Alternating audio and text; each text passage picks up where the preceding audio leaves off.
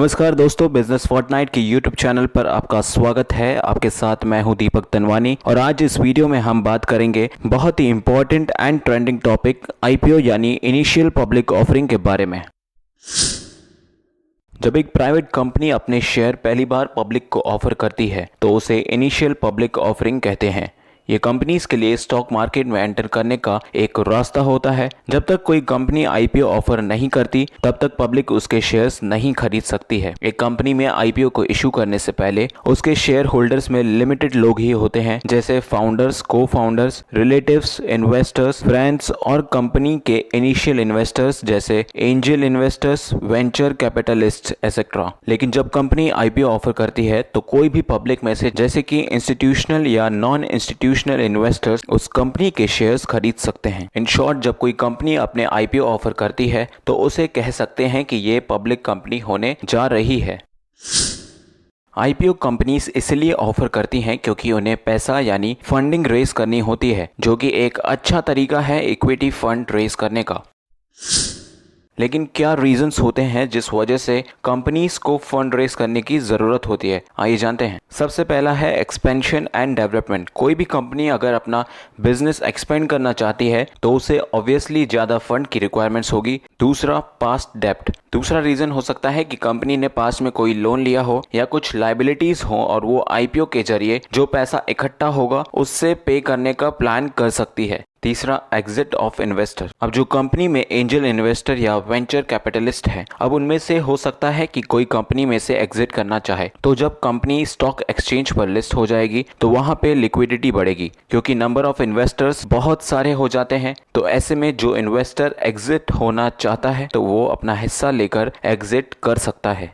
लेकिन इसके साथ साथ आईपीओ इशू करने से कंपनीज को बहुत अच्छी पब्लिसिटी मिलती है और ये हेल्प करता है कंपनीज को अपना मार्केट एक्सपोजर और ब्रांड इक्विटी बढ़ाने के लिए। अगर आप स्टॉक मार्केट में बिगनर हैं तो हम आपको बता दें कि बहुत सारे इन्वेस्टर्स ने आईपीओ से अच्छी क्वांटिटी में पैसा कमाया है, लेकिन इंडियन स्टॉक मार्केट में ज्यादातर आईपीओस की परफॉर्मेंस अंडर सेटिस्फैक्टरी रही है। भले ही पैंडेमिक के बाद से स्टॉक मार्केट में अच्छा पेबैक मिला हो, लेकिन आपको बता दें कि बैड परफॉर्मिंग आईपीओस की संख्या गुड परफॉर्मिंग आईपीओस से ज्यादा है और साथ में ज्यादातर आईपीओस के प्राइस को पब्लिक के बेनिफिट में कभी नहीं रखा जाता है। लेकिन कुछ केसेस में जिनमें प्राइस पब्लिक के फायदे के लिए रखा जाता है, उन आईपीओस की ज्यादा डिमांड के कारण वो ओवर सब्सक्राइब्ड हो जाते हैं। कुछ आईपीओस ऐसे भी होते हैं जो उसकी लिस्टिंग पे कुछ टाइम के लिए अच्छा रिटर्न देते हैं, लेकिन लॉन्ग रन में वो फेल हो जाते हैं। अगर आप आईपीओ में इन्वेस्ट करना चाहते हैं और आप लॉन्ग टर्म इन्वेस्टमेंट करना चाहते हैं तो हम आपको रिकमेंड करेंगे कि जिस कंपनी पर आप इन्वेस्ट करना चाहते हैं उसकी अच्छे से रिसर्च करें, एनालिसिस करें और कंपनी के क्वालिटी पर फोकस करें, लेकिन किसी के द्वारा जनरेट की गई हाइप में ना फंसें। अब हम बात करेंगे उन आईपीओस पर जो हाल ही में मार्केट में इशू किए गए हैं और जिस वजह से आईपीओ वर्ड भी ट्रेंड हुआ है।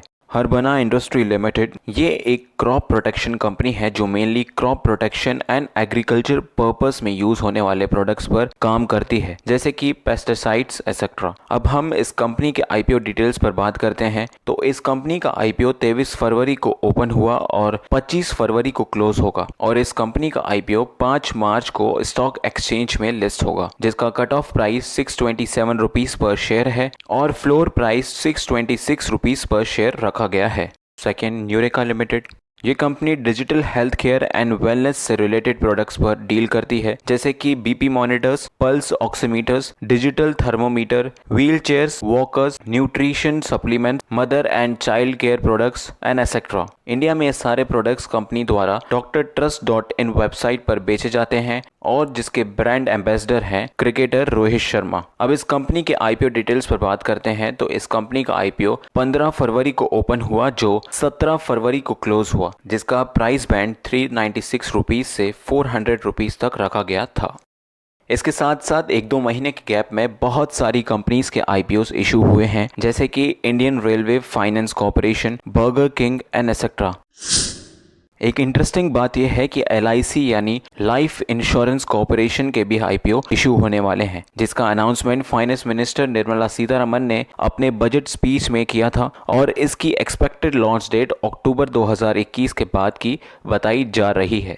तो आज के इस वीडियो में बस इतना ही। अगर आपको ये इन्फॉर्मेशन पसंद आया हो तो इस वीडियो को लाइक और शेयर करें और ऐसे ही इन्फॉर्मेटिव वीडियोस देखने के लिए हमारा यूट्यूब चैनल सब्सक्राइब करें। Thank you.